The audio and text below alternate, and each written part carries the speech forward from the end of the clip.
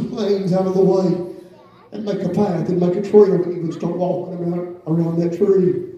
Hey, listen, if we don't pray, if we don't turn, if we don't seek the face of the Lord, there'll be things that come in our life but somewhere along the way that we have to push out of the way. Is that all right? And we have to push those things out of the way. Listen. You say, Jerome, do you know me? I know because I've been here more times than one. I have to push those things out of the way in order for me to have a direct communication, for me to have a direct train of thought with the Father anymore, that my vessel can be full again. Is it all right? There have been times I've been there. And there have been times I've been like that preaching brother of mine that went and walked around that tree. I'd spend a lot of quality time with the Lord. Listen. No matter how full or empty your vessel may be, don't slow down. That woman took that oil that was in that vessel and she began to take it. And she done as the man of God said, I'd imagine. I don't know how many vessels she borrowed, but I'd imagine it was a whole lot. And she filled those vessels and there was still oil that remained in hers. And I'd imagine she took those vessels of oil and she began to sell them. She took them and sold them. And she paid the debt. And how many knows that there was a debt paid for you and me one day? There really was. There was a debt that was paid for you and me. Just for a few minutes, I'd like to maybe get personal. Is that all right? If you're not where you need to be, if you're not as close as you feel like you need to be. I'll be honest, for the last month and a half, 2 months, there's somewhere out here. I'll be honest with me. Is that all right? I've been saying, God, if there's anything in this temple, in this vessel, that would hinder your anointing and your spirit from flowing, would you clean me up? Sanctify me. Is it all right? Dad says we don't preach on sanctification enough, or not hardly much anymore. But listen, if there's something in your temple, I'm not your judge. I don't know you. I don't know your heart. I know you, but I don't know you. But the Lord knows all about you and He knows all about me. And listen, if you feel like it's your vessel living full, you know what I found out a long time ago, that there's going to be something in my vessel, whether it be good or bad. Somewhere along the way, I found out there's going to be something in this vessel, whether it be good or bad. Brother Travis, it's up to me to make sure that I keep this vessel in a way that it can be full of the Spirit of the Lord. Because if I allow something else to come in here and take up room, that Spirit won't abide in there. Is that all right? I'm not saying anybody's sick or you're dying and going to hell. I'm just saying somewhere along the way there's times that we allow time. We allow distractions to come in. We allow kids to come in, and we allow this to come in, and the small things and the bigger things to come in and kind of consume our time and our efforts. It's easy to do that. We've all been there. And while we're consumed by our kids and we're consumed by this and that, don't even have to be anything sinful. Just room things that's taking up space. And the enemy's stealing our vessel starts to leak out. We start to use it a little bit at a time. Before long, our vessel starts to run low. But I really feel like tonight the Lord's saying, bring me another vessel. Bring me in another vessel. No matter how old or how young. I know this ain't been no fireball message.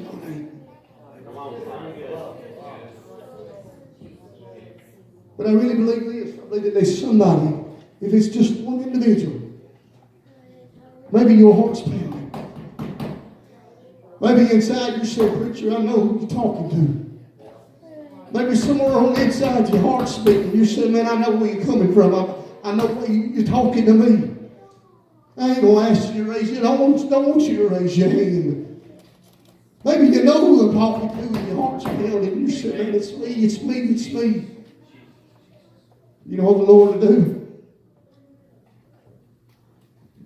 He said, come on unto me, all you that labor and are heavy laden. He said, cast your cares on me, for I care for you. Cast your burdens upon me.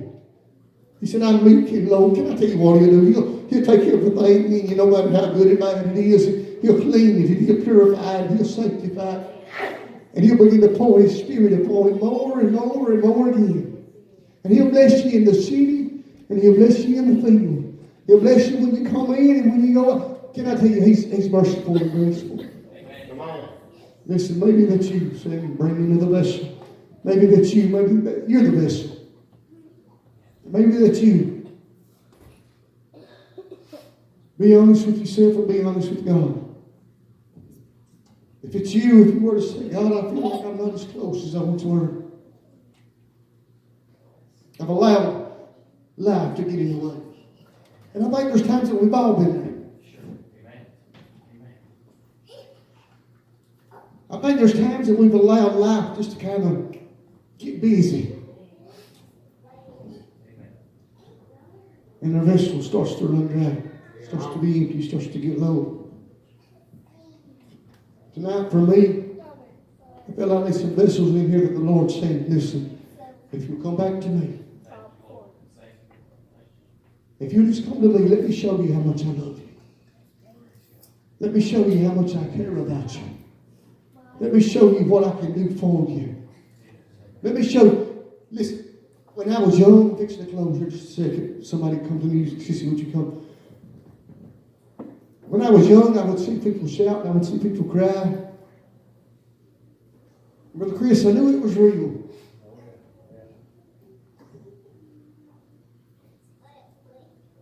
But I didn't know really fully, didn't understand fully how I had to get that way. See, it took me a long time to realize that when I heard my daddy in the prayer closet pray, he was getting his vessel filled up. And when I would walk in and there would be tears in Mom's eyes and I would be thinking there's something wrong with her. And I would hear her speaking with an unknown tongue and she was getting her vessel filled up. Brother Travis, you know what that taught me to do? It taught me to pray and it taught me to seek the face of the Lord because there was always going to be a time that I was going to be my vessel before. But listen, the Lord wants to fill somebody today. Maybe to encourage you. Maybe just to let you know that He loves you. He wants to hold on to you. Listen, I know this hasn't been no rolling the floor around the pew message. I understand that, but this has been the message that I know. I don't know how you other preachers are, but there have been times that I've questioned, Lord, is this really the message that you would have us to deliver? Did I hit it right? This couldn't have been right for this service. There's times that I question myself, but this ain't really one of them times. This is one of them times that I feel like with an assurity. That without a doubt, without hesitation, the Lord standing with His arms held wide open. Saying, come to me. I've got a blessing in store that I need to give you. I need to let you know that I still love you, that I still care about you. I need to let you know that you're still important to me. Because it's when your vessel gets empty that you feel like that you ain't no good and you're unworthy.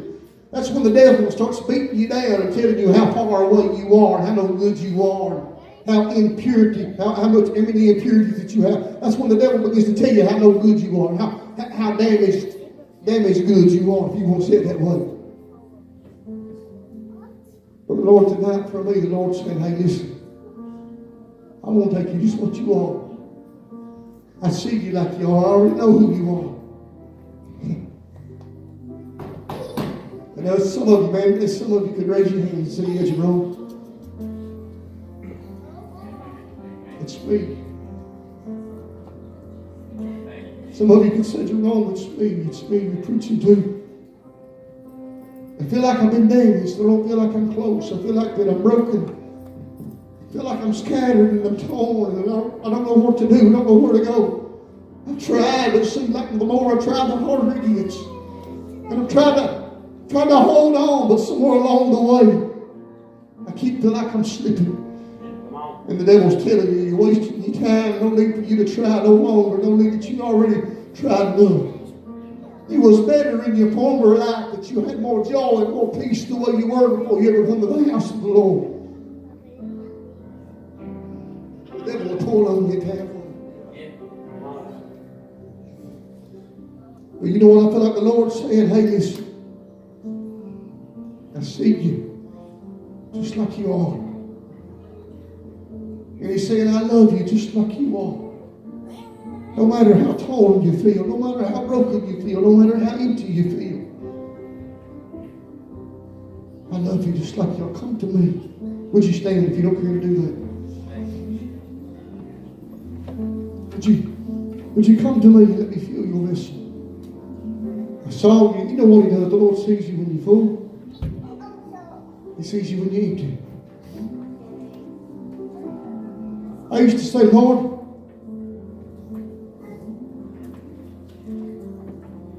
I used to cry, and I still do. And I used to get up and I cried like a baby, and I still do, and I'm proud of it. Brother Chris, I used to say, man, I need to be filled with that Holy Ghost and fire. I don't necessarily want to cry, but I want to have that fire burning in me. And there come a time in my life that I prayed and I said, God, would you take away those tears and let me feel the Holy Ghost fire, let it burn and shout me and move me and preach me with such a power and such an anointing. And Brother Jonathan, time went on. Those tears began to dry up, Mom. And I tried to sing and it seemed like I didn't have anything to sing with. My brother, seemed like I tried to lay hands on the sick and pray with them, and I just felt so empty. I didn't have anything to. Seemed like Brother Travis and I didn't have nothing to pray with. Tried to preach, and then I get up and pour my heart out, and it felt like it was just as dry as dust. And I started praying and saying, God, why do I feel this way? What's going on in my heart? What's going on in this temple? What's going on in this vessel? And He said, I give you what you asked for. Those tears dried up. It seemed like when those tears dried up, my anointing left, Jonathan.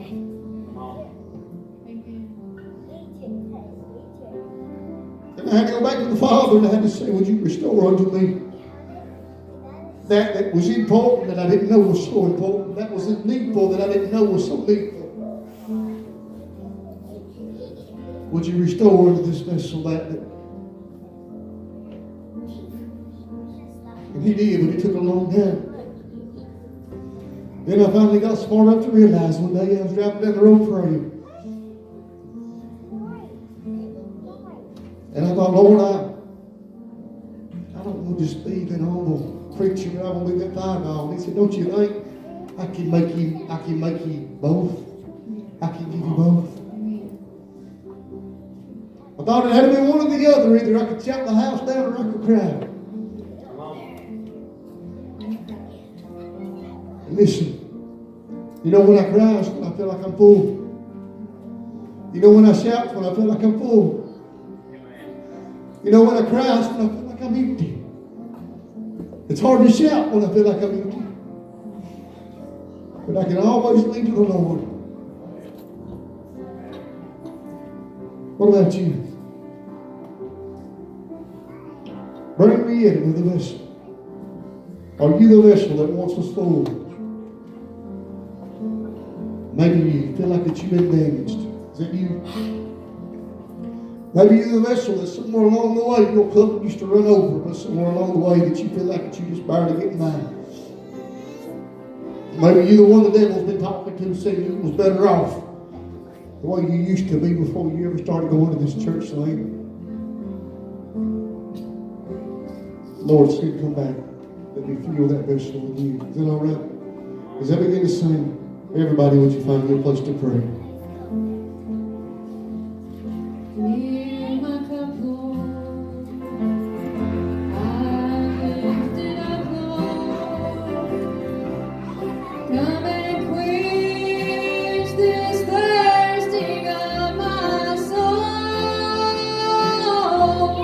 Bread of